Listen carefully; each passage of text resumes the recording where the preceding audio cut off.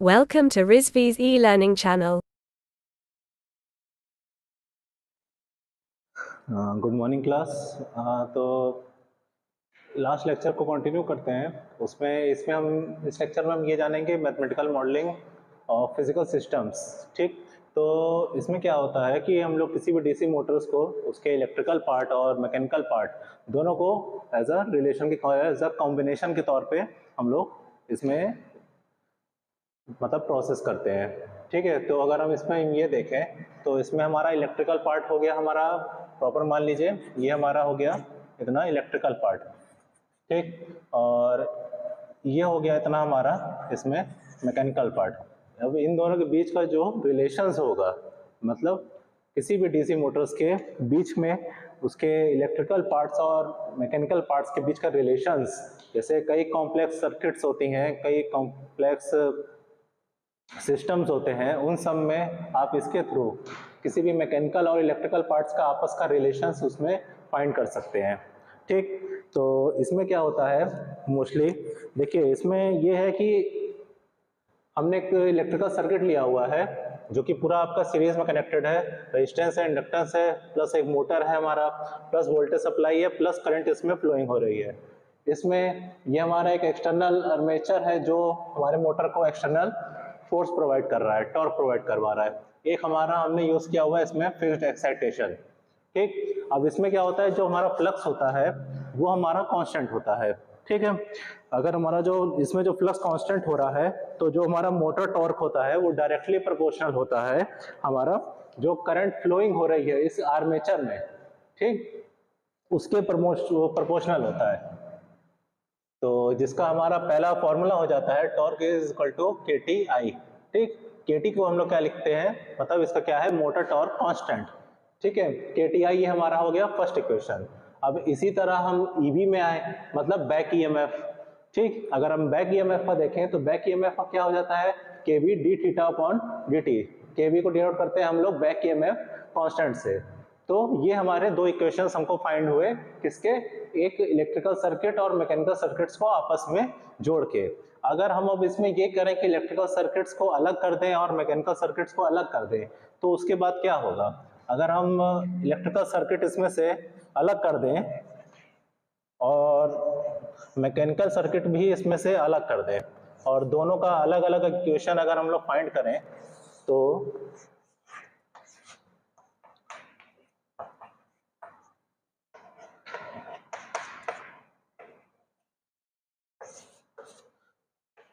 ठीक, ये हो गया हमारा। पहले हम लोग कंसीडर कर रहे हैं इलेक्ट्रिकल सर्किट। अगर ये इलेक्ट्रिकल सर्किट कंसीडर कर रहे हैं, अगर हम इसमें हम लोग क्या कर सकते हैं, इस पूरे में हम लोग केवीएल अप्लाई कर दें। ठीक, अगर हम लोग केवीएल अप्लाई करते हैं तो इसमें हमारा क्या बन जाएगा, ये हो जाएगा L D I over D theta plus R I plus E B. ठीक, तो ये हमारा एक इक्वेशन हमको यहां से फाइंड हुआ। एक हो गया हमारा V is equal to L di over d theta plus Ri plus EV। ठीक, एक ये हमारा इक्वेशन बन गया। ठीक, हमने क्या किया कि इस इलेक्ट्रिकल सर्किट्स को अलग कर लिया, अलग कर दिया और उसमें हमने केवीएल अप्लाई कर दिया। केवीएल अप्लाई कर दिया तो उसमें हमारा वोल्टेज में हमारा क्या मिल गया, आपको यहाँ पे एक इक्वेशन मिल गई। तो हमारे पास अभी कितनी इक्वेशंस हो गई, 3 इक्वेशंस हो गई। अब हम ये कहें कि इसी में अब हम लोग मैकेनिकल पार्ट्स को अलग कर लें, उसमें क्या टॉर्क जनरेट होगा वो भी देख ले रहे हैं क्या होता है। अगर इसमें का मैकेनिकल पार्ट हम अलग करें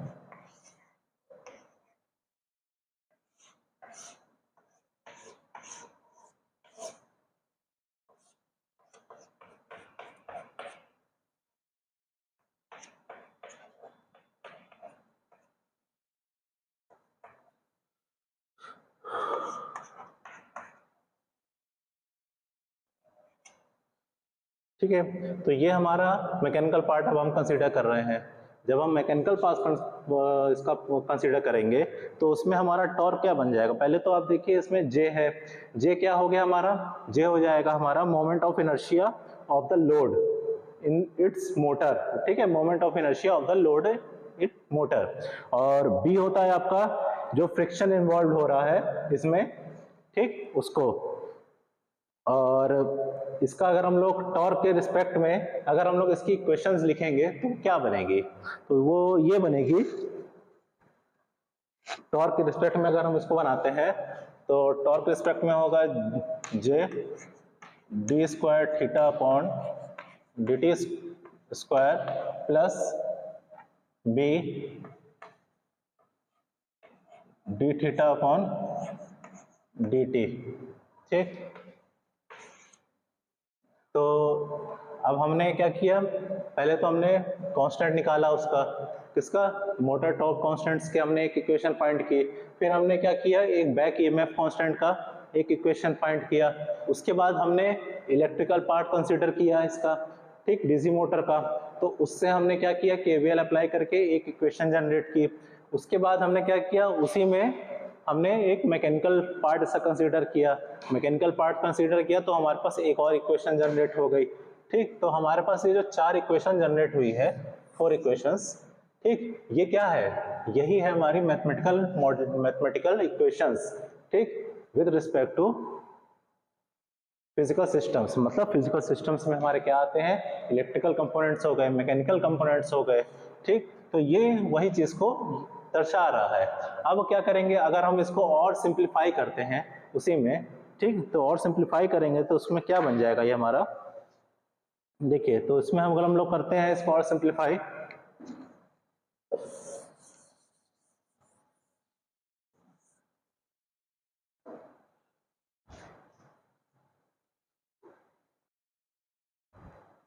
हाँ, तो देखिए इसमें हम क्या करेंगे अब, हमारे पास इसको सिंप्लीफाई करना चाहें इन चारों इक्वेशंस को आपस में, तो क्या होगा, देखिए हमारे पास पहली इक्वेशंस में भी टॉर्क है और एक फोर्थ इक्वेशंस में टॉर्क है।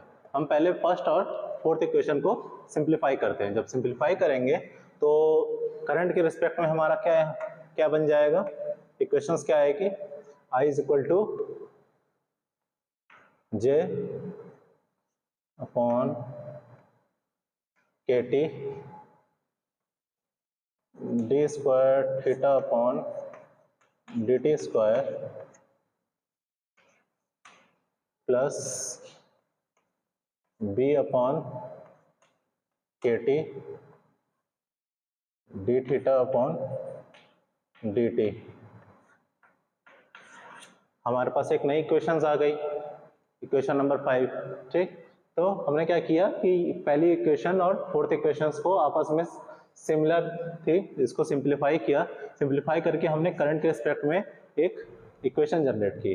अब हम क्या देखेंगे कि करंट के रिस्पेक्ट में हमारे पास एक इक्वेशन आ गई है, प्लस सेकंड इक्वेशन में देखिए हमारे पास एक बैक ईएमएफ के भी एक इक्वेशन हमारे पास है।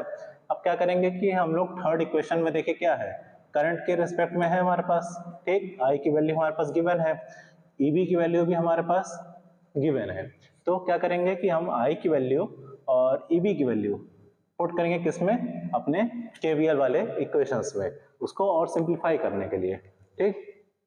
तो क्या कर सकते हैं हम लोग,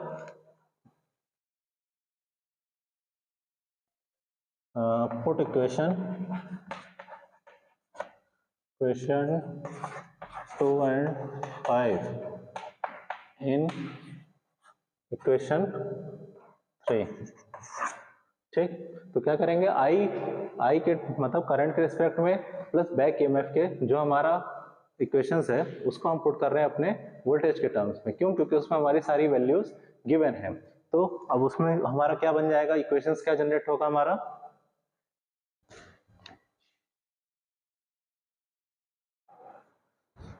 तो देखिए उसमें हम क्या किए थे कि जब हमने करंट की वैल्यू और बैक ईएमएफ की वैल्यू पुट की किस में, अपने वोल्टेज के फॉर्म में, मतलब थर्ड इक्वेशन में। जब हमने थर्ड इक्वेशन में पुट की तो हमारे पास वैल्यू क्या आ जाएगी इसकी, L J K upon T D cube upon D theta plus B K upon T D square upon D theta plus R, then I की value J K T D square upon D T square plus B upon K T D theta upon D T plus E V की value थी हमारे पास K B D theta upon D T is equal to V. ठीक, मतलब voltage के term में हमने ये चीज मेंशन कर दिया।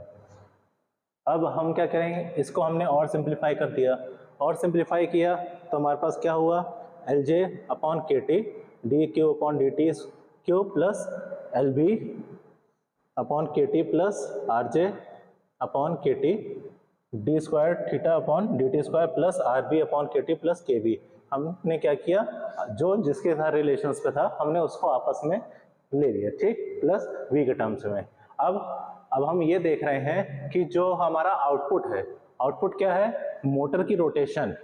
ठीक, जो भी हमारा आउटपुट होगा वो हम एज अ मैथमेटिकल मॉडलिंग में जाएंगे तो इलेक्ट्रिकल और मैकेनिकल के आपस में जो उसका आउटपुट है वो क्या होगा, मोटर की रोटेशन, वो फाइनल हमारा आउटपुट होगा। तो जो हमारा आउटपुट होगा तो हम क्या करेंगे, जो उसमें जो D theta upon D T है उसको हम लोग ओमेगा से रिप्लेस कर देंगे। ठीक, जब हम लोग उसको रिप्लेस कर देंगे, replace D theta upon D T is equal to omega. ठीक, क्यों, क्योंकि हमारा जो आउटपुट आ रहा है मोटर की रोटेशन है। ठीक, तो हमारा ये पूरा इक्वेशंस क्या बन जाएगा इस फॉर्म में, अगर हम देखें तो L J upon K T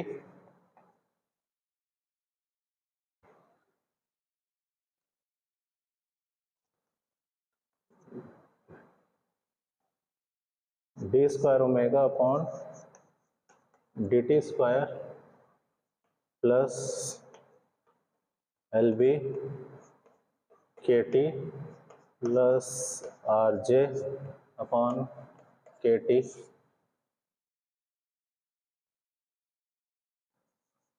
D omega upon D T plus R B upon K T plus K B on omega is equal to V.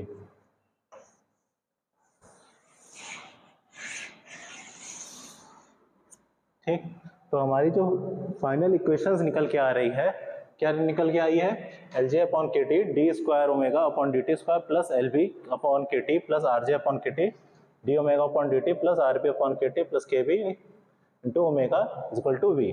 ठीक, तो ये हमारी फाइनल इक्वेशंस आ रही है इसकी। क्या हुआ, यही होता है हमारा मैथमेटिकल मॉडलिंग, किसके बीच का, इलेक्ट्रिकल पार्ट्स के और मैकेनिकल पार्ट्स के बीच की रिलेशंस। ठीक, और इसको हम लोग किसी भी, मतलब कोई भी कॉम्प्लेक्स सर्किट्स हो, कोई भी कॉम्प्लेक्स सिस्टम हो, ठीक, जिसमें हम लोग इसके थ्रू, पूरे इस इक्वेशंस के थ्रू हम लोग किसी भी कॉम्प्लेक्स सर्किट या किसी भी कॉम्प्लेक्स सिस्टम्स को हम आपस में उसके बीच का रिलेशंस निकाल सकते हैं इलेक्ट्रिकल और मैकेनिकल टर्म्स में, आपस के बीच का। ठीक है, तो ये हमारा कंप्लीट हुआ mathematical modelling of physical system. अब इसी में नेक्स्ट हम आगे एक और टॉपिक देखते हैं।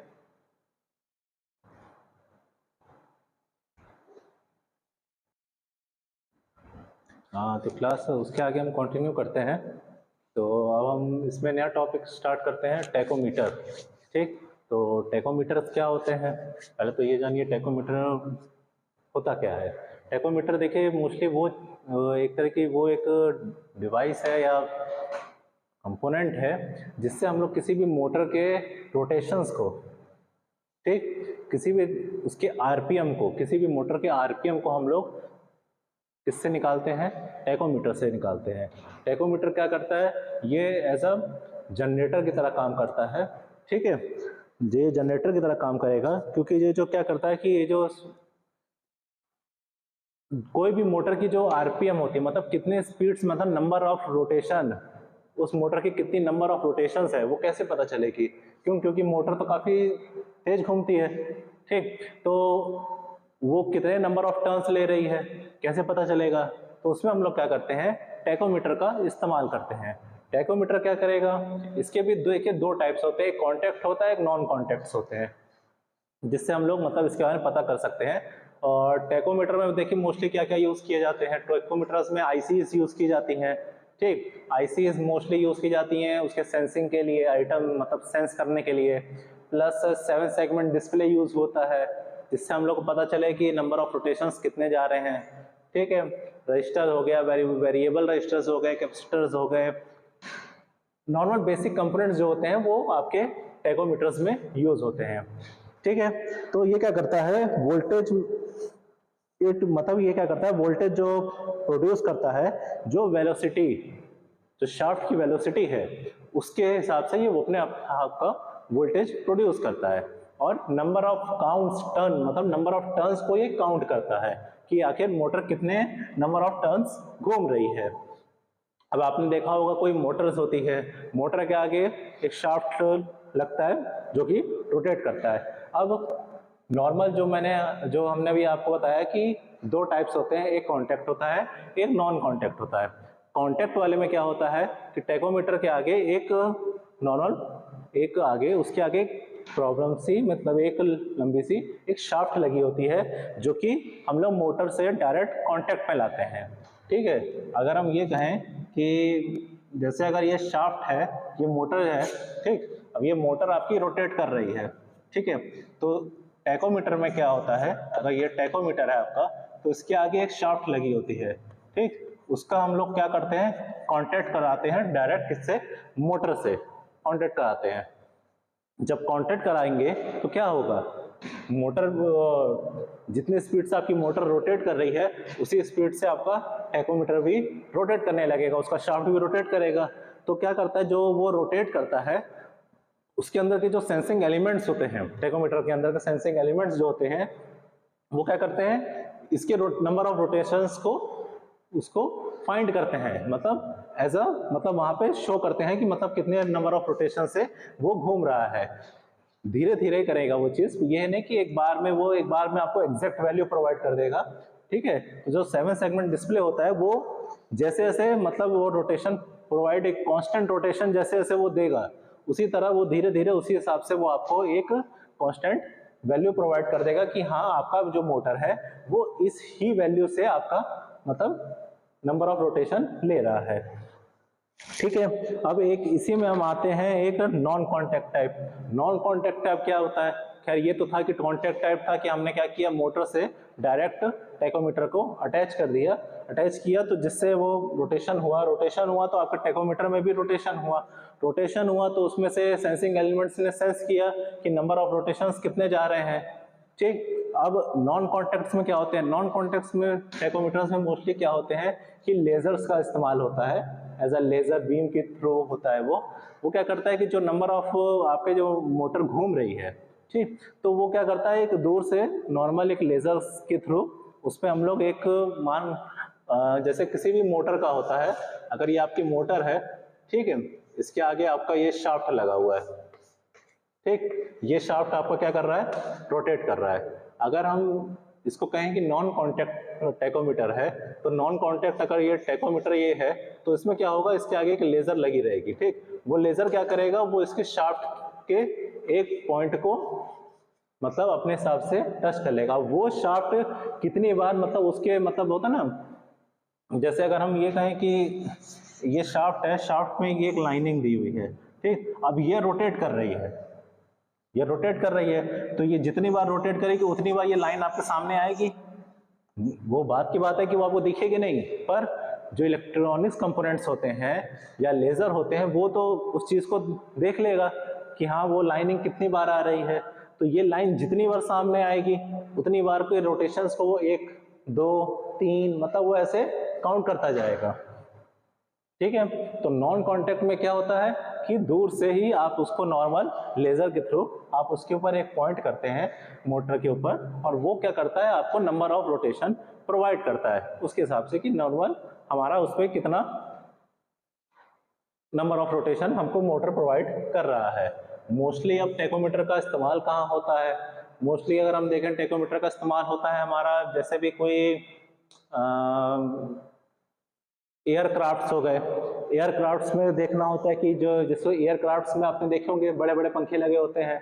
अब उनके पंखे कितने स्पीड से, कितने रोटेशन, कितने आरपीएम से घूमे, ये बहुत ज़रूरी है, ये चीज़ ध्यान देना।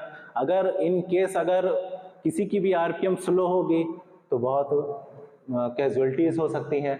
ठीक है, तो क्या करते हैं उस पर, उसके जो रोटेशंस होते हैं, आरपीएम होती है, रोटेशन पर मिनट, उस मोटर्स की किसके थ्रू नापते हैं, टैकोमीटर्स के थ्रू नापते हैं। अगर आपने किसी भी एयरक्राफ्ट्स में देखे होंगे, किसी में 2 इंजन्स यूज होते हैं, मतलब 2 रोटर्स लगे होते हैं, फैंस लगे होते हैं, किसी में 4 होते हैं। ठीक, अगर आप लोग ये देखें कि अगर इन केस अगर किसी भी एयरक्राफ्ट में 2 फैंस लगे हुए हैं, ठीक है, दोनों साइड में 2 फैंस लगे हुए हैं, मतलब जो रोटेट कर रहे हैं, जिसके थ्रू आपका एयरक्राफ्ट उड़ रहा है। अगर ये होता है कि किसी एक की रोटेशन आपकी 1000 पर मिनट है, ठीक, पर मिनट आपकी एक की रोटेशन आपकी 1000 पर मिनट रोटेशन आरपीएम है, और दूसरे की उसी की जगह 900 आरपीएम हो गई, तो क्या होगा, एयरक्राफ्ट में कैजुअलिटीज आएगी, एक मोटर्स कम कर रहा है तो क्या करेगा, आपके प्लेन क्रैश हो सकती है। तो दोनों की आरपीएम बराबर रहे, जब बराबर रहेगी तो ही उसी के हिसाब से ना आपका प्लेन मतलब सरवाइव कर पाएगा एयर में ना। ठीक, तो उसी एयरक्राफ्ट्स के रोटेशंस को नापने के लिए टैकोमीटर्स का इस्तेमाल करते हैं, मतलब उस चीज़ देखते हैं कि हाँ हमारा जो दोनों भी हमारा मशीनरी है या जो भी उसके रोटेशंस है वो बराबर हैं कि नहीं हैं। और भी मोस्टली हम लोग एक्सपेरिमेंट्स जैसे इसमें करते हैं, जैसे इस सम में अगर आप लोग फर्स्ट ईयर में आपने देखा होगा, इलेक्ट्रिकल में आपका लैब हुआ होगा, तो लैब में भी आपके रोटेशंस आरपीएम्स देखते हैं। ठीक, टैकोमीटर्स उसमें भी यूज़ किए जाते हैं, किसी भी नॉर्मल मोटर्स के, किसी भी बड़े बड़े इंडस्ट्रीज में आप इसको चेक कर सकते हैं किसकी मोटर आपकी कितने नंबर ऑफ आरपीएम से घूम रही है। ठीक है, तो ये होता है हमारा टैकोमीटर। अब इसी के फेज में एक और देखते हैं आगे हम।